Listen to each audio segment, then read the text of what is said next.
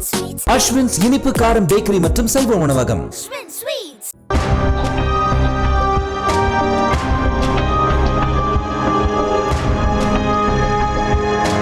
பெண்களின் பொருளாதார மேம்பாட்டிற்காக உருவாக்கப்பட்ட மகளிர் சுய உதவி குழுக்கள் சமீப காலமாக கந்துவட்டி கூடாரமாக மாறி இருப்பதாக குற்றச்சாட்டு எழுந்துள்ளது.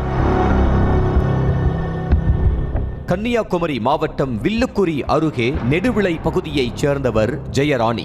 கணவன் கூலி வேலை செய்து வரும் நிலையில் மூத்த மகன் ராஜேஷ் அரபு நாட்டில் டிரைவர் வேலையில் சேர்ந்து கை நிறைய சம்பாதிக்க தொடங்கியுள்ளார். வறுமையில் இருந்த ஜெயராணியின் குடும்பம் கொஞ்சம் தலைநிமிர தொடங்கியதை அடுத்து இளைய மகளுக்கு திருமணம் செய்து வைக்க முடிவெடுத்திருக்கிறார் ஜெயராணி.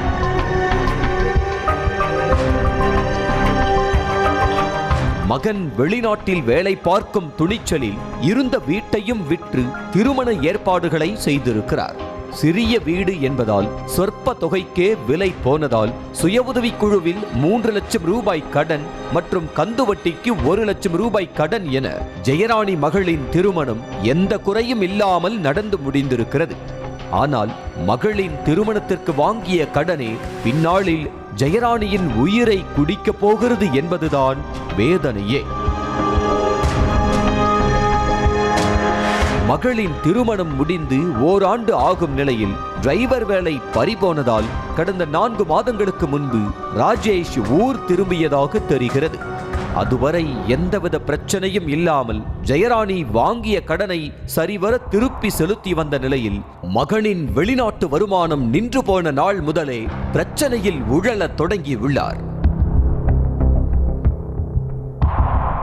ஒரு பக்கம் 10 பைசா வட்டிக்கு வாங்கிய 1 லட்சம் ரூபாய் கடன் கழுத்தை நெரிக்க, மறுபக்கம் சுய உதவி குழுவில் வாங்கிய கடனுக்கான தவணை தொகையும் சுமையாக மாறியிருக்கிறது.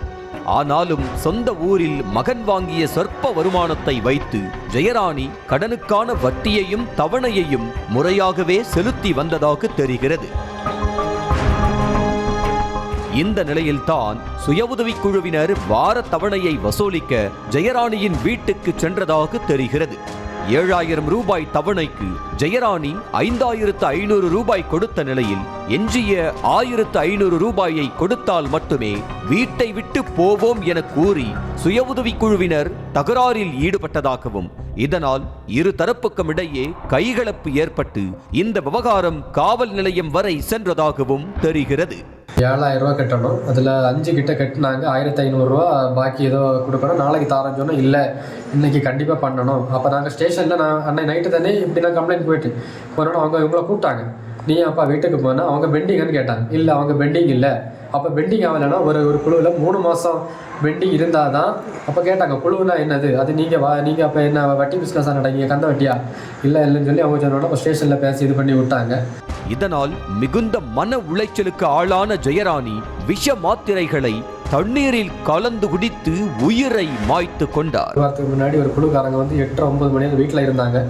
அப்போ 2 பேரும் வாக்குவாதம் ஆச்சு. நீங்கள் எதுக்கு வீட்டில் இருக்கீங்க, நாளைக்கு நாங்கள் பேலன்ஸ் பைசா தரோன்னு சொன்ன பிறகு அம்மா அப்பாவும் தகாத வார்த்தையில் சொன்னாங்க. மாறி மாறி கைகலப்பாச்சு. அவங்க ஆஃபீஸில் வந்து அம்மாவை நல்லா துன்புறுத்தினால பக்கத்து வீட்டில் எல்லாம் பார்த்தனால அவங்களுக்கு மன உளைச்சலாச்சு. என்கிட்டையும் இது பண்ணிகிட்டே இருந்தாங்க. அவங்க இது பண்ணனால அவங்க எடுத்தாச்சு. வறுமையிலும் கடன் தவணையை ஜெயராணி சரிவர செலுத்தி வந்த போதும் 1500 ரூபாய்க்காக சுய உதவி குழுவினர் அத்துமீறி அராஜகத்தில் ஈடுபட்டதன் அவமானத்தை பொறுத்து கொள்ள முடியாமல் உயிரையே மாய்த்து கொண்டார் ஜெயராணி.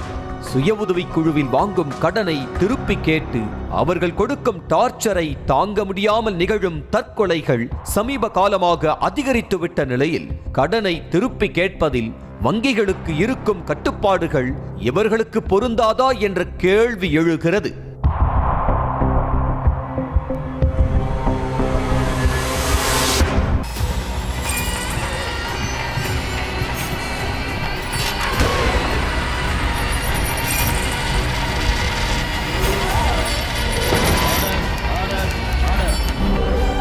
நிகழ்தகவு குற்றங்களின் மறுபரிமாணம். நாள்தோறும் இரவு 10 மணிக்கு இணைந்திருங்கள் நமது நியூஸ் தமிழ் தொலைக்காட்சியோடு.